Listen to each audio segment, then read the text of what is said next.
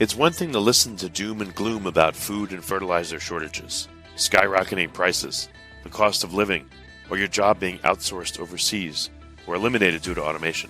It's quite another thing to hear practical, immediately actionable advice from experts who can help you reduce the fear, anxiety, and burden of these problems. Tune in now to the Surviving Hard Times podcast from the Finding Genius Foundation with Richard Jacobs.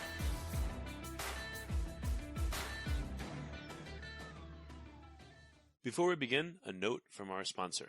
I'm Richard Jacobs, Executive Director of the nonprofit Finding Genius Foundation and host of the Finding Genius podcast. In late 2016, I was rear-ended at 65 miles an hour by a truck on the highway, which sent me off-road into a ditch. The impact of the collision gave me a concussion and other injuries. At the hospital, a CT scan showed that I had thyroid nodules, which turned out to be cancer. It was then, when I had a biopsy of my neck, that I realized even if I was a millionaire, I wouldn't want a second or a third biopsy due to the pain and the invasiveness of it. And appointments at that time for thyroid experts were 3 to 6 months out, and I was worried about dying now, even if that was irrational. So because of this, I've decided to raise money to conduct a literature review on steroids, on the causes of anxiety and depression, a condition that affects well over 50 million people in the United States and hundreds of millions worldwide. Our goal is to create a codex, a guide that reveals all possible treatments for anxiety and depression for people that live with the condition or for loved ones that have it, as my wife and my son do. To find out more about our fundraiser, visit findinggeniusfoundation.org and click on current initiatives. And now to our guest. Hello, this is Richard Jacobs with the Surviving Hard Times podcast, sponsored by the Finding Genius Foundation. Hello, this is Richard Jacobs. I have Jeremy Silva. He's the founder of BuildASoil. We're going to talk about what it means to build soil, making organic fertilizer, etc. So welcome, Jeremy. Thank you. Awesome. Yeah, thanks for having me. Yeah, tell me, if you would, a bit about your background and then how you got into fertilizer and compost and those kinds of things. Okay, awesome. Yeah, so I started BuildASoil from my garage, and I did that 11, 12 years ago now. And part of the catalyst for that was that I grew up in a cul-de-sac. So when I moved to Colorado, I was fascinated by just having a home garden, homesteading, all the things that were different from how I was raised. And so to me, there was a disconnect because I just wasn't grown that way, or I wasn't raised that way. And it was really fascinating. What I mean by that is when you grow up on a cul-de-sac, you don't see much food growing. And now all of a sudden there's farms all over when I moved to Colorado in 2009. And you get a seed and you put it in the soil, and it's almost like having a 3D printer and like the blueprint for it. And you put it in there and it starts to produce, and it's unbelievable. So I basically got fascinated with it, became a hobbyist, an enthusiast, and then I started going deeper. And I was looking at world record pumpkin growers and world record tomato growers and soil testing and compost. And most of what I researched, when I started, there was so much information, it was overwhelming. And eventually I found that I really wanted to focus on mimicking nature and following the more natural approach. And once I chose that, I realized there was a lot of missing information and a lack of ability to find these premium products that a lot of the enthusiasts were using. You couldn't just go to the garden store and buy it. So once I found that out, I decided that I would be great at answering people's questions. I could help them get better results, and I could offer those rare products. And that's what started BuildASoil, and it's been just a continuing passion since then. And I swear every month we learn something new. There's no end of new things to learn about the soil and the garden. So when you say build soil, are you helping people produce compost, or are there other things that fall under what it means to build soil? So the name of the business is BuildASoil, and it came out of the term of, hey, I'd like to build a soil today. And most people doing that were trying to mix a potting soil recipe. And then eventually we started working with a lot of farms that are actually trying to build the soil that they own into something more productive. And so those are the two paths that someone may take. And either way, what we were able to leverage, a unique factor for BuildASoil, was that instead of just kind of offering a bag of soil like at Home Depot, we wanted to find out what would make a better version. And instead of putting out what's the lightest weight, cheapest way to make something a plant would grow in and market it for profit, we decided to say, what would we do from scratch at home? And we found that not only do you need compost, but the big problem with compost was that if we wanted to teach someone to grow over the phone or the internet, you could tell them, go buy this much compost and put it in your mix. But the variety and quality of compost from state to state and from region to region is vast. And so it's easier to tell someone, go buy this chemical. It's the same at every garden store. And so what we did is we started doing testing to determine what makes quality compost. How do we identify that? How do we share this message? And to this day, compost is still one of the harder parts, because if someone goes on Craigslist and just finds compost locally, it's like Russian roulette. It could be phenomenal. It could be terrible. And when you're just broadcasting some compost on a large piece of land, it's acceptable to not have it be the best compost, because you're at least adding organic matter and you're not really mixing it in, you're spreading it. But when you're making it potting soil, we want to use between 10 and 35% compost, depending on the recipe, and it can dramatically affect the quality of the finished product. So our standard recipe that we first learned when we started is 3 parts: 1 part compost, 1 part Canadian sphagnum peat moss, and 1 part aeration. We use pumice. The big box stores sell potting soil with perlite, and our soil we want people to keep forever, not to throw it away. Makes it more sustainable. And the perlite crushes and goes away over time. So we learned that the pumice works better and it's naturally mined from a volcanic substance. And so when you mix those together, we send it to the lab and we find out what's missing from a macronutrient, micronutrient that would be good for fast-growing annual plants, like all of our vegetables, house plants, things that are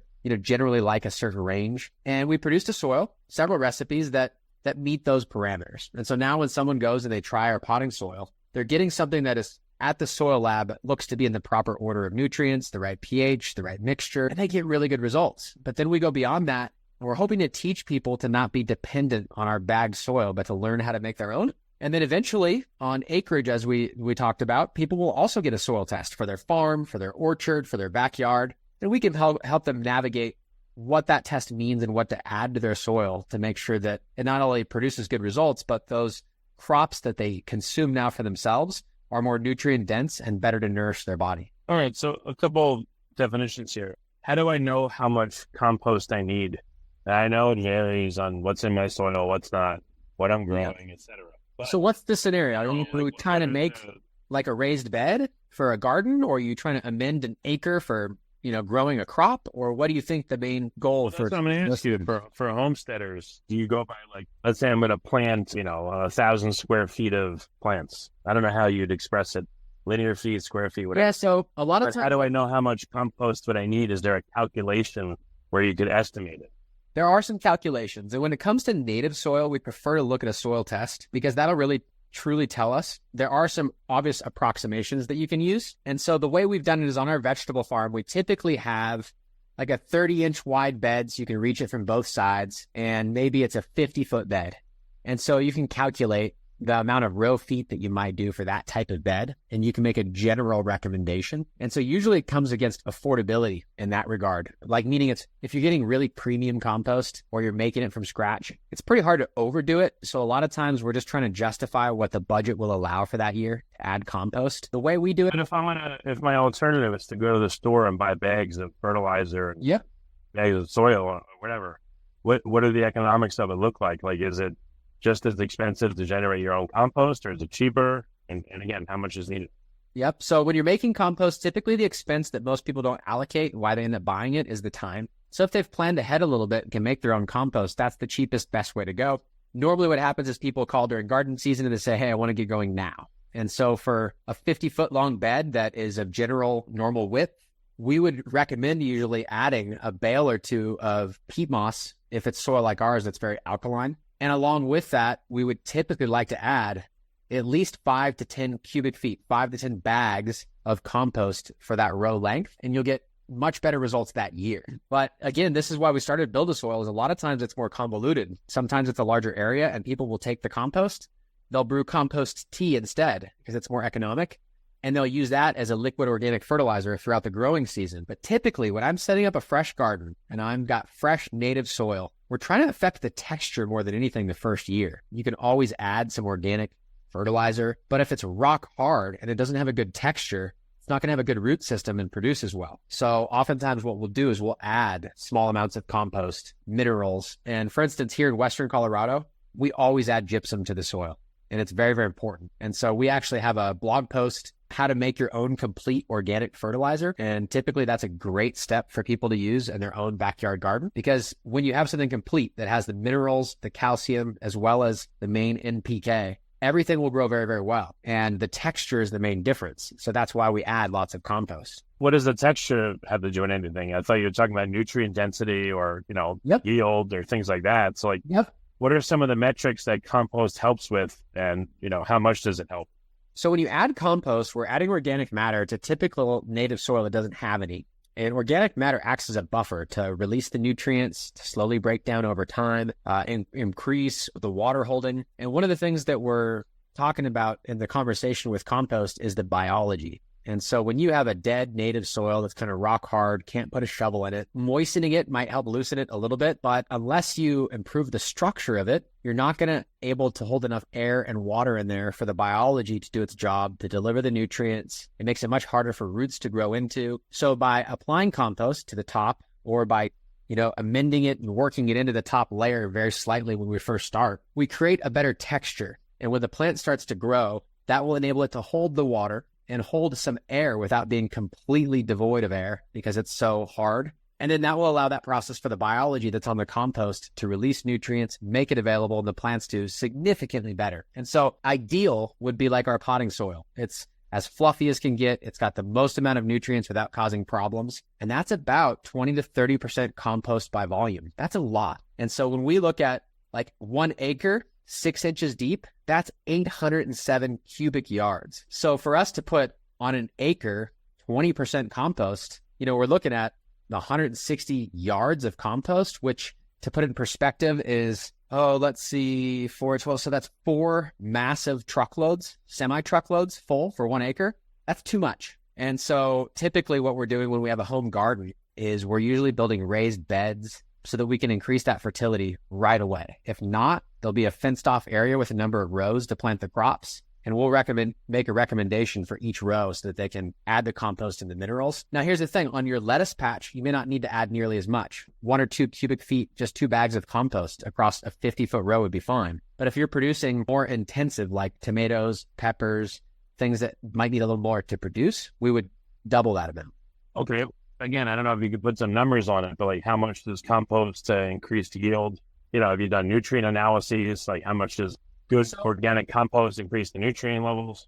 It depends on the compost, and that's why this gets more challenging, right? If you have a compost pile, it can vary from year to year. You'd have to test in the lab. Where we have mixed organic amendments that are dried plant materials and minerals, those are going to have a reliable amount of nutrients every time you use them. Where compost, it varies a lot. So we carry a fish compost from the Pacific Northwest. We carry a biodynamic cattle compost from Organic Dairy Farm, and that's Malibu biodynamic compost, and they have different nutrient profiles. And so that's why we recommend soil testing, because we want to maximize the budget. And oftentimes most of the fertility is done through the dry amendments and minerals, and the compost is added as an extra to make sure that now those minerals and nutrients you added to this dead soil, when you add the compost, now you have the buffer that allows it to hold the moisture, have all the biology that break down those soil amendments you added. And once they're broken down biology, the plants can take them up. So the compost is kind of that missing link there. It's what you think of when you think of beautiful, dark, rich soil. And if you're looking at hard, clay, sandy, it doesn't look like good garden soil, compost is going to be the quickest way to get there. Now, there's arguments over this in the sense that to make compost, a lot of times a farmer has to grow plants, take the material off the acreage, go pile it in a pile, get the browns and greens right, turn it several times, and then go spread it back out. So the organic no-till movement is more about growing cover crop right on the property and then terminating that cover crop by crimping it so that all of that organic matter dies and essentially turns into compost right there on the property without having to pile it, spread it. And so depending on what your method is, you're going to have to stick a plant and stick with it. So on acreage, a lot of times we're growing the compost in place, and the cover crop not only takes nitrogen from the air, fixes it to the soil, it breaks up and goes deep and improves the texture. But when you chop it and drop it before it goes to seed, you're now releasing all of that nutrient that was from the soil in a much more organic form, because now it's plant matter instead of mineral, and it dies on the surface of the soil. And doing that for a year or two can completely change the structure. We have local farms that are 8.5, 8.6 pH and very difficult to grow in. And after 2 successive crops of cover crop, it looks like a premium farm soil, and they're able to get significantly better results. But for the home gardener with a backyard, growing cover crop and terminating it and do all these things, it might be easier to just add extra bags of compost that's finished. Does that make sense? Well, how much easier is it if you do cover crop versus trying to just make discrete compost in a big heap and then, shovel it onto the soil? It takes more planning to do the cover crop and have a plan in place for how long it's going to take to grow, when to terminate it, versus if you just are able to buy really good compost, you're ready to go. And then, of course, making compost is a whole different subject. It takes typically a few different attempts at it to get those ratios right and the moisture right. But once you know how to make compost, it is a lot cheaper. You could get bags of leaves that are left out, talk to your neighbors and friends to bring you the organic matter so you can pile it up. There's always ways to save. But when it comes to like the fastest results, oftentimes we're recommending people build their raised bed garden. It doesn't take a lot of area to feed yourself the amount of food most of our customers want. And so we'll help them build that potting soil from scratch, or get a soil test and design the amendments that they'd be adding to the soil. And I know I'm being vague, but a soil in the Pacific Northwest where it's all volcanic versus one in the high desert might take a very different application as far as the level of... Give me some examples. So like I'm in Texas. We do have like a lot of, limestone and hard clays and all that. How would I do compost differently from somewhere in the Pacific Northwest? Like what would I do? What would I put into it differently? Or, how do I make sure it has the right nutrient mix for me? So really making compost is very similar, but when we were to test the soil, one soil might already be neutral on pH, and it might have plenty of nutrients in it just based on the fact it's in a very abundant region. Like if you're in a good soil on Hawaii or good soil in Washington where there was volcanic activity, versus in the middle of a big area in Texas that may not have had that same activity, it might be devoid. And so now it's very important that the level of compost has more nutrition in it. And for instance, there's local compost that if you were to just add in the same percentages we normally add, it'd be too much. There's too much available nutrients in it. And so when you get the soil test and you find a local compost, most of these yards will have an analysis on it. That's where you put the two together. You say, I have my soil test. I have a few samples of what's available near me. Which one fits the best? And we do that. Because around here, if we're at 8.5 pH and the local compost is 9 pH, because it was made from these similar inputs, it's not going to be helpful. I would rather give you our fish compost that is in the 6.4 pH, and it has a lot higher calcium availability, things that are going to be good in our particular problem. And so we're talking about specifics like this, like which compost, how much we get. We have to. So I'll ask you about the testing in a minute, but so have people grown stuff, put compost on it, and it's gotten worse?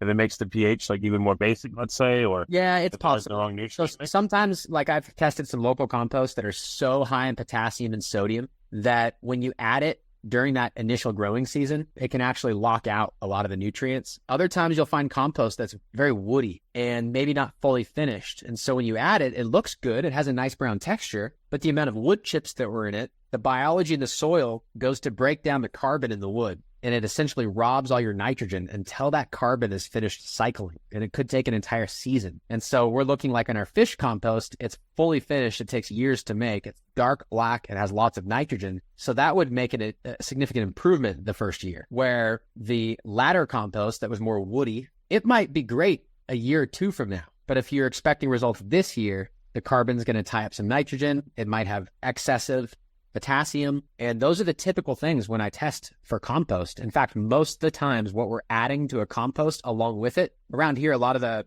homesteaders, what they would do is they would go get their compost locally, whether it was just manure from the chicken yard or from the cattle yard, and it was aged for a couple of years. They would put that in their garden, but they would add bone meal. And the main reason is bone meal has calcium and phosphorus, which is typically the biggest missing components from a regular compost. And the two of those together would essentially be a complete nutrition. And so when we're looking to investigate what we'll carry for BuildASoil, so that if someone lives anywhere in the country, they can expect the compost they get from us to be the best. We're testing it so we know it has high calcium. It's got good phosphorus levels. It's got low sodium. It doesn't have lots of bicarbonate or chlorides. That's what we do. But when you just go in Texas and go to the local compost yard, it may have high sodium, higher bicarbonates, and nature will work that out, but it might take a year or two. And those are the differences in quality that we're trying to share with people.